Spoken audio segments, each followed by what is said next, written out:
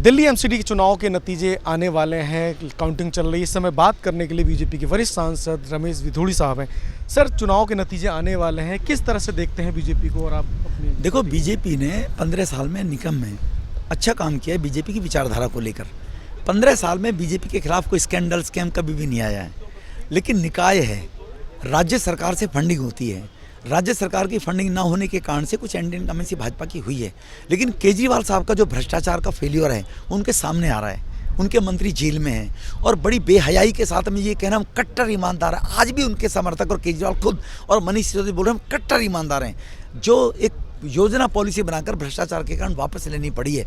तो कहीं ना कहीं भारतीय जनता पार्टी 15 साल के शासन के बाद अगर केजरीवाल के सामने जीत रही है, उनके बराबर में चल रही है, तो कहीं ना कहीं केजरीवाल साहब का फेल्योर है कि राज्य में रहने के बाद 15 साल का शासन हमने आपको नकारा है। आपने लीकर पॉलिसी को लेकर आपने काम करने के जो वायदे किए वो नहीं किए केजरीवाल साहब ने।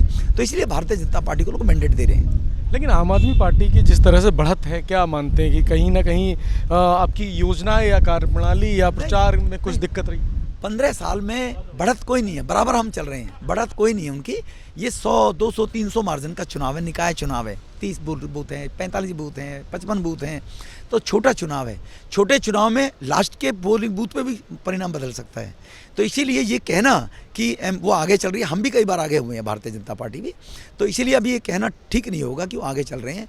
लेकिन मैं ये मान के चलता हूँ जो 230 के ख्वाब देख रहे थे, जो एग्जिट पोल आ रहे थे, उनके अनुसार दिल्ली की जनता ने भारतीय जनता पार्टी पर भरोसा रखा है।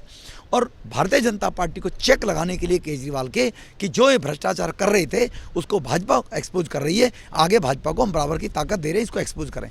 सर, लगातार आप दिल्ली के मुद्दे उठाते रहे हैं और खासकर एमसीडी को लेके तो लगातार उठा। कौन से ऐसे बड़े मुद्दे रहे हैं जिस पे अब आगे आप घेरने वाले हैं सरकार को, आम आदमी पार्टी को? देखो, सबसे बड़ी बात भ्रष्टाचार की बात थी। केजरीवाल ने कहा मैं भ्रष्टाचार खत्म करूंगा। 100% भ्रष्टाचार में डूबे उनके विधायक हैं, उनके मंत्री हैं।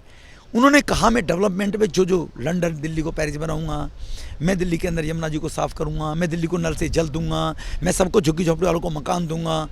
ही डिडंट डू एनीथिंग, कुछ भी नहीं किया। एक भी मुद्दा बताया क्या? 20 कॉलेज खोले, 20 बोला था। 500 स्कूल बोला था कि 10 कॉलेज स्कूल खोले उन्होंने। तो इसीलिए ये बहुत मुद्दे हैं जिनको जनता देख रही है संजीदगी के साथ में, और केजरीवाल को आईना दिखाने वाली आने वाले टाइम।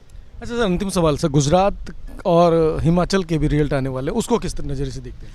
देखो, वो तो सबको पता है मोदी जी का जहाँ लीडरशिप होगी, तो मोदी जी के लीडरशिप में पूरी दुनिया ने मोदी जी को नेता माना है। तो भारत के लोग इतने वो नहीं है कि भाई सहनशीलता के साथ काम करने वाले लोग हैं, संवेदनहीन नहीं है भारत के लोग कि हमारे दुनिया के अंदर भारत का नाम रोशन किया तो मोदी जी को कैसे छोड़ देंगे। तो इसलिए हिमाचल में और गुजरात में, हिमाचल में हम ठीक है सरकार बनाएंगे, 2-4 सीट आगे बनाएंगे, लेकिन हिमाचल में तो 2/3 मेजोरिटी से वो गुजरात में 2/3 मेजोरिटी ज़्यादा बीजेपी की सरकार बनने जा रही है। धन्यवाद सर। तो ये थे रमेश विधोड़ी साहब, जिनका मानना है कि एमसीडी में भले आम आदमी पार्टी आ रही है लेकिन बीजेपी बराबर की टक्कर दे रही है। कई ऐसे मुद्दे हैं जिस पर उन्होंने लगातार आम आदमी पार्टी को घेरा है और उम्मीद करते हैं कि आने वाले समय में भी बीजेपी दिल्ली में एमसीडी के मुद्दों को उठाती रहेगी।